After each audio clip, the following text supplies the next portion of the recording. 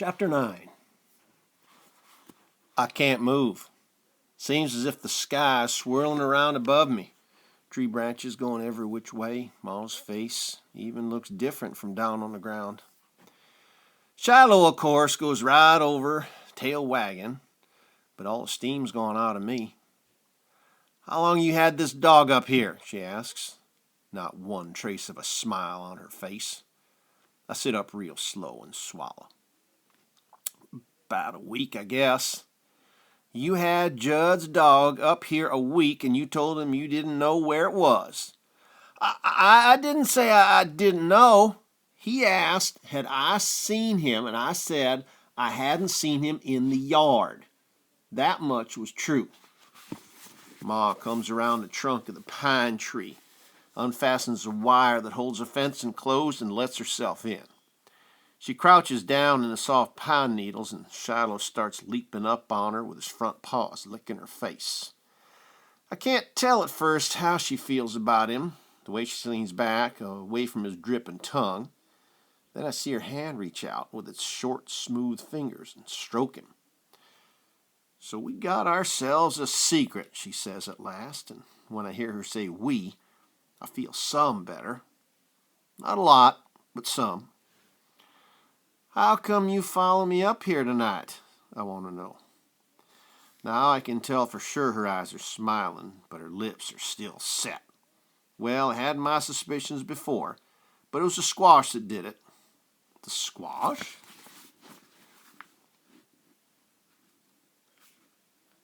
The squash. Marty, I never knew you to eat more than a couple of bites of squash in your life, and when you put away a spoonful of that to eat later, I knew for sure it wasn't you doing the eating. And then the way you've been sneaking off every night. She stops stroking Shiloh and turns to me. I wish you'd told me. I figure you'd make me give him back. Well, this dog don't belong to you. Mine more than Judd's, I say hotly. He's only paid money for him. I'm the one who loves him. That doesn't make him yourn. Not in the eyes of the law, it doesn't. Well, what kind of law is it, Ma, that lets a man mistreat a dog? Ma just sighs and then starts stroking Shiloh's head. Shiloh wiggles a few inches closer to her on his belly, rests his nose right against her leg. Tail going whack, whack, whack, whack. Finally, Ma says, your dad don't know about him? I shake my head. More silence. Then she says, I never kept the secret from your dad in the 14 years we've been married. You ain't going to tell him? Marty, I've got to tell him. He ever finds out about this dog and knows I knew but didn't tell him, how could he trust me?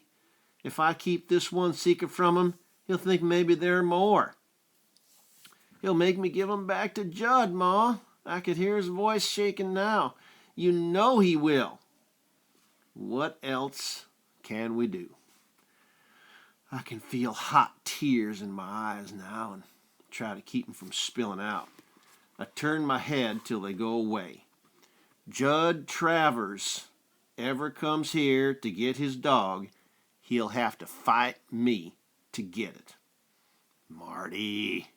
Listen, Ma, just for one night. I promise. No, promise me you won't tell Dad so I can figure out something. I can tell she's thinking of it. Are you fixing to run off with this dog? Are you? Marty, don't you ever run away from a problem. I don't answer because that very thing crossed my mind. I can't promise not to tell your dad tonight if you can't promise not to run off. I won't run off, I say. Then I won't tell him tonight. Or in the morning neither, I add. I got to have at least one day to think. Don't know what good it will do, though. I've already thought till my brains are dry. Ma puts out both hands now and scratches behind Shiloh's ear, and he licks her all up and down her arms. His name is Shiloh, I tell her, pleased. After a while, Ma gets up. You coming back to the house now? In a bit, I answer. It's hard to say how I feel after she leaves. Glad in one way that somebody knows. that I don't have to carry this whole secret on my head alone, but more scared than glad. Have me just one day to think of what to do, and not any closer to an answer than I'd been before. I'd spent all my can money on stuff to feed Shiloh. Only money I have now to my name's nickel I'd found out by the road. Judd won't sell me Shiloh for a spit nickel. My first thought is to give 'em to somebody and not tell 'em whose dog it is. Then tell 'em all that Shiloh run off.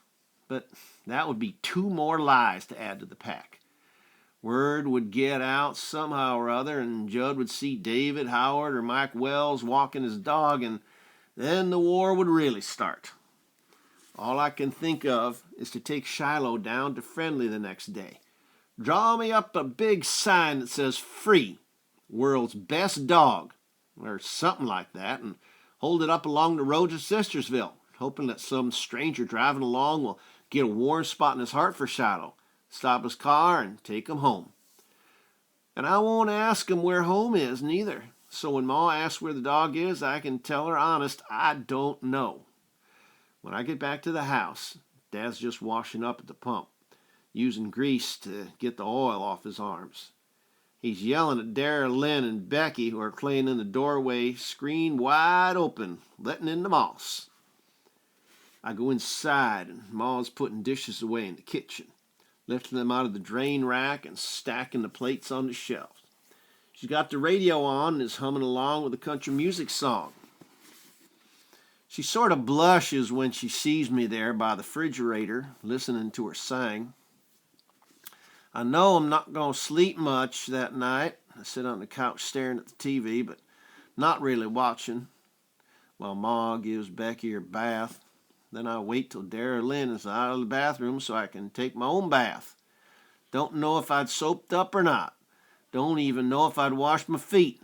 I go back to the living room. Ma has my bed made up there on the sofa. The house gets dark. The doors close, and then just the night sounds come from outside. No, there's a piece of cardboard somewhere out in the shed I can print on. There won't be any trouble getting Shiloh to Friendly either. I'll put a rope on his collar and he'll follow along good as anything. We won't take the main road, just in case Judd's out in his truck. Take every back road I can find. Then I'll plant myself on the road to Sistersville holding the sign. Shiloh waiting beside me, wondering what it is we're going to do next. What am I fixing to do anyway? Give him to the first car that stops? Don't even know the person driving? Might be I'll give Shiloh to somebody who'll treat him worse than Judd. Now that Shiloh's come to trust me, here I am getting ready to send him off again. I feel like there's a tank truck sitting on my chest. Can't hardly breathe. Got one day to decide what to do with Shiloh, and nothing I think on seems right. I hear Shiloh making noise up on the far hill in his pen. Not now, Shiloh, I whisper. You've been good as gold all this time. Don't start now. Can it be he knows what I'm fixing to do?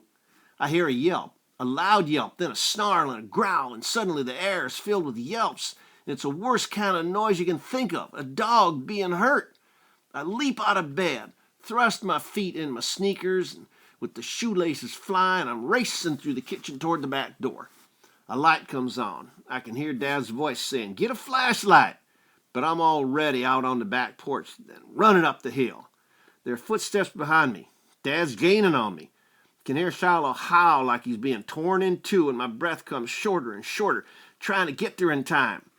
By the time I reach the pen, Dad's caught up with me, and he's got the flashlight turned toward the noise.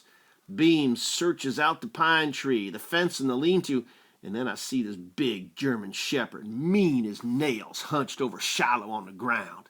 The shepherd's got blood on his mouth and his jaws, and as Dad takes another step forward, it leaps over the fence, same way it got in, and takes off through the woods. I unfasten the wire next to the pine tree.